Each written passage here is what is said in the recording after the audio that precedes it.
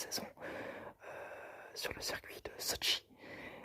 Et j'espère qu'il vous plaira. Alors, petite interlude, j'ai pas fait de vidéo la semaine dernière parce qu'il n'y avait pas de Grand Prix. J'étais censé faire une vidéo sur les stratégies, mais comme la rentrée a repris, j'ai eu des exercices à faire plutôt longs, ce qui m'a donc empêché de faire la vidéo. Et aussi j'ai une vie à côté, donc j'ai préféré reporter la vidéo pour la semaine prochaine, donc c'est-à-dire que vous l'aurez dimanche prochain, étant donné qu'il n'y a pas de Grand Prix. J'espère que ça vous plaira, ça aussi. C'est parti pour le Grand Prix de Russie. En FP1, le week-end commence avec le spin de Sainz qui casse son aileron arrière sur le mur. Kvyat spin également sur cette piste piégeuse, tout comme Grosjean. Mais le spin le plus important de la session est celui de Latifi qui détruit sa monoplace et provoque un drapeau rouge. Ricciardo qui qui a un nouveau package aérodynamique et extrêmement performant, tout comme Sergio Perez qui lui a un nouveau châssis. Ils sont 2e et 4e respectivement. Mais sans surprise, c'est une Mercedes qui est plus rapide. Valtteri Bottas prend le meilleur tour de cette première séance. En FP2, Bottas est de nouveau le plus rapide, Ricciardo est toujours aussi performant et Stroll spin. Les McLaren sont meilleures qu'en FP1 où elles avaient été 18e et 15e, donc très mauvaises quoi. Les Red Bull semblent être en difficulté avec leur gomme, ça se voit avec des spins de Albon et de Verstappen ou des blocages de roues ou encore des ratés sur les points de corde. Donc on espère que les Red Bull sauront se reprendre pour la qualification. Les Ferrari quant à elles se résignent à une nouvelle autre course difficile en étant 8e et 10e respectivement. En FP3, Hamilton semble enfin avoir trouvé du grip avec la première place, mais une magnifique bataille se profile entre les Racing Points, les McLaren et les Renault, avec Sainz 3e, Ocon 4e et Perez 5e. Grosjean et Gasly spinent sur un circuit qui ne semble pas leur convenir, étant donné qu'ils ne sont pas extrêmement bons. Grosjean, sa meilleure position c'est 11e, et Gasly, pour l'instant sa meilleure position c'est 9e sur ces séances d'essais libres, donc on espère qu'ils feront mieux sur le reste de la course. Après ces séances d'essais libres, les qualifications en Q1, les Haas et les Alfa Romeo sont éliminés avec Nicolas Latifi. Mais plus inquiétant, les Ferrari sont 14e et 15e derrière Russell, ce qui présage vraiment rien de bon pour la Q2. En Q2 justement, le premier tour de Hamilton est annulé pour avoir dépassé la limite du 19e virage. Vettel explose sa voiture pendant le second passage de chacune des voitures. Leclerc ramasse d'ailleurs des débris et le drapeau rouge est déployé. L'accident est plutôt bizarre et dommage, c'est sur une réaccélération, donc c'est vraiment que la voiture est mauvaise. Hamilton, quant à lui, peut quand même faire un dernier tour rapide. Il passe la ligne 1 seconde avant le drapeau à damier qui aurait dit qu'il n'aurait pas eu de temps en Q2 et se qualifie pour la Q3 avec un temps très mauvais pour une Mercedes, mais qui passe en étant 4e, donc un temps très mauvais pour une Mercedes, c'est la 4e position, c'est plutôt impressionnant. Leclerc, Vettel, Russell, Stroll et Kvyat sont éliminés en Q2. En Q3, Hamilton prend la pole provisoire, suivi de Bottas au second passage. Le Finlandais se rate, tandis que Hamilton bat le record de la piste. Verstappen profite de l'erreur de Valtteri Bottas pour prendre la seconde place. Je vais vous donner la grille de départ. Premier, Hamilton, Verstappen, 2e, Bottas, 3e, Perez, 4e, Ricciardo, 5e, Sainz, 6e, Ocon, 7e, Norris, 8e, Gasly, 9e, Leclerc, 10e, Kvyat, 11e, Stroll, 12e, Russell, 13e, Vettel, 14e, Albon, 15e avec 5 places de pénalité pour un changement de boîte de vitesse, Grosjean, 16e, Giovinazzi, 17e, 18e, Magnussen, 19e, Raikkonen et 20e, Nicolas Latifi. 5 places de pénalité également pour un changement de boîte de vitesse. La course. Et ça fait quand même 3 grands prix que j'interromps à chaque fois la course parce que pendant le tour de warm-up, Hamilton fait une procédure de départ dangereuse qui est sous investigation au moment du départ. Et le problème, c'est qu'il a fait une procédure de départ à un endroit où il n'aurait pas dû en faire une. Donc déjà, c'est 5 secondes de pénalité s'il est sanctionné. Et en plus, il est dans une zone dangereuse, donc ça en fera une deuxième règle. Donc en tout, s'il est pénalisé, c'est 10 secondes de pénalité pour lui. Donc il espère bien évidemment ne pas prendre ces pénalités. Mais c'est quand même invraisemblable qu'un pilote de la trempe de Hamilton fasse une erreur comme ça en début de Grand Prix. Parce que ça peut totalement ruiner sa course. Et je trouve ça vraiment très très débile de la part de Mercedes et Hamilton d'avoir laissé passer ça. Mais bon, repartons à la course. La course qui commence avec un Bottas qui prend un départ canon. Il attaque même Hamilton mais doit lâcher le virage. Il est quand même deuxième à l'entrée du troisième virage. Verstappen quant à lui coupe le virage numéro 2 et se rapproche à la hauteur de Ricciardo. À la hauteur de Ricciardo pour la troisième place. Sainz rate lui aussi son virage, mais alors qu'il prend l'échappatoire comme Verstappen l'avait fait, il percute le mur en voulant être aussi habile que le néerlandais. Il abandonne donc et 3 virages plus loin, Stroll est touché par Leclerc qui l'envoie en tête à queue. Le Canadien doit également abandonner car il percute le mur et détruit sa monoplace. La safety car est déployée. Tour 6, la safety car rentre et la course repart. Hamilton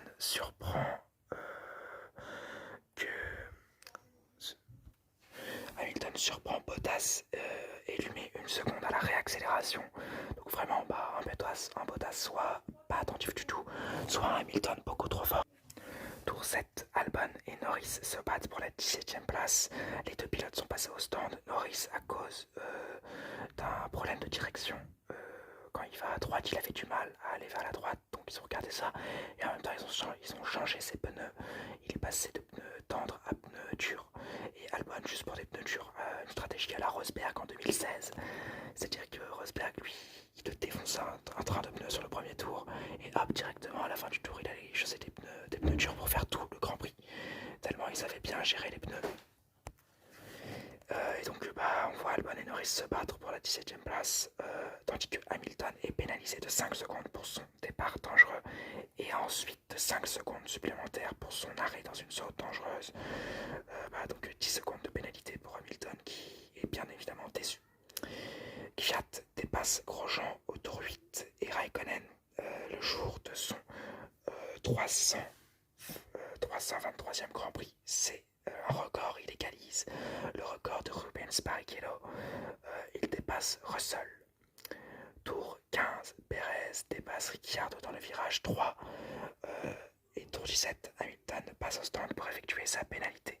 Il ressort 10e et énervé, mais dépasse tout de même Vettel au tour 19 sans aucune difficulté, tant l'écart entre les deux monoplaces est abyssal.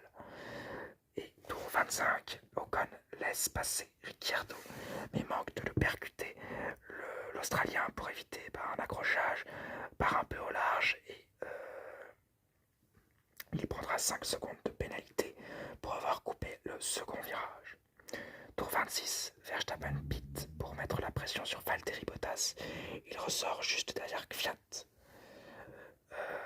Au tour 28, Ocon dépasse Vettel. Au tour 39, Albon dépasse Giovinazzi. Au tour 40, l'Italien se venge sur Romain Grosjean en le dépassant. La Haas est visiblement très mauvaise sur ce circuit, car elle se fait passer 2 tours plus tard par Sébastien Vettel. Tour 46, une bataille s'engage entre Gasly, Albon et Norris pour la 9e place. Cette bataille est remportée par Gasly qui dépasse Albon puis Norris. Donc vraiment, sa AlphaTauri est plus performante que la Red Bull de Albon et qu'une McLaren. Je sais pas si c'est encore Gasly qui surpilote ou si c'est vraiment sa voiture. Je parierais plus sur la première option. Mais vraiment Gasly, quel grand pilote. Tour 53, Bottas remporte le 2e Grand Prix de Russie de sa carrière devant Verstappen et Hamilton, qui est bien remonté mais qui est toujours extrêmement frustré à la fin de course car il ne comprend pas pourquoi il a été pénalisé. Pourtant, cette règle de départ bien écrite dans les règles de la FIA. Donc bah ouais, il était en tort et il aurait dû le savoir. Je vais vous donner la grille d'arrivée. Bottas, premier avec le meilleur temps en course. Verstappen deuxième, Hamilton troisième, Perez quatrième, Ricciardo cinquième avec 5 secondes de pénalité qui ne changeront rien à son classement. Leclerc sixième, Ocon septième, Kvyat huitième, Gasly neuvième, Albon dixième, Giovinazzi onzième, Magnussen douzième, Vettel treizième, Raikkonen quatorzième, 15e Norris, 16e Latifi, Grosjean est 17e et Russell est 18e. Stroll et Sainz sont 19e et 20e DNF à cause d'accidents. Je vais vous parler des enseignements de la course. Alors déjà ça aura été une course plutôt mouvementée sur le début, avec beaucoup d'action et un suspense via la pénalité d'Hamilton. Mais ensuite le Grand Prix aura été plutôt ennuyant. Mais bon, il faut des grands prix comme ça. Il faut des grands prix comme ça pour qu'on puisse trouver d'autres grands prix extrêmement mouvementés. Il nous faut des fois un petit moment d'ennui aussi pour nous rappeler que la F1 c'est pas toujours à 1000 à l'heure. Mais malgré le fait qu'on ait eu un premier tour quand même très très agité. Alors, Hamilton offre la victoire à Bottas. C'est un fait, c'est dommage pour Hamilton qui aurait pu égaler Schumacher, qui ne l'a malheureusement pas fait pour lui. C'est quand même bien pour Bottas qui avait raté une victoire en Russie il y a 2 ans de cela sur une consigne d'équipe. Je suis plutôt content pour Bottas et je trouve que la réaction d'Hamilton, énervé par cette pénalité, peut-être un peu surdimensionnée étant donné que c'est un grand pilote, il doit savoir qu'il y a ce genre de choses et que les commissaires de course ne mettent pas des pénalités juste pour mettre des pénalités.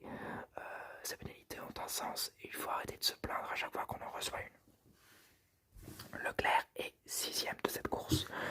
Je sais pas s'il faut que je sois heureux ou si je sois un peu dégoûté par rapport à l'an dernier. Je vais plutôt dire heureux, hein, parce que je pensais vraiment pas qu'il allait tenir 6ème pendant toute la course. En plus il est devant une Renault Ocon, il est devant Gasly qui partait un peu loin et qui a eu un problème pas sur le premier tour à cause des carambolages, mais je suis plutôt content pour Leclerc. Tandis que Vettel, lui, n'est que 13ème, c'est vraiment dommage. Malgré cela, l'Allemand a fait une course pas trop mal, je trouve. Mais c'est surtout le week-end qui a été dommage pour Vettel, étant donné que il s'est ramassé en Q2. Et le point, Kimi Raikkonen, qui prend son 323e départ en Formule 1. Bravo à Iceman. Vous savez que je suis un grand fan de Kimi. Je suis très content qu'il ait ce record. Pour lui, il a dit dans une interview qu'il s'en battait les couilles, mais royal, qu'il s'en foutait de ce genre de record, que ce qu'il voulait c'était améliorer son équipe et sa voiture. Je suis tout de même extrêmement content et je suis sûr qu'au fond de lui, il doit être un petit peu touché d'être la légende de ce sport avec le plus de longévité. J'espère qu'il continuera encore l'an prochain, même si je sais que ce sera peut-être pas ça et qu'on aura peut-être un Armstrong ou peut-être un Schumacher à sa place ou à la place de Giovinazzi. Mais je suis quand même extrêmement heureux d'avoir vu Raikkonen courir en F1 et j'aimerais que ça dure le plus longtemps possible. J'espère que cette vidéo vous aura plu. Je m'excuse pour les petits bruits parasites qu'il y a eu autour. J'ai encore quelques petits problèmes chez moi. Je vous dis à la semaine prochaine pour la vidéo sur les stratégies. Et n'oubliez pas, Forza Ferrari.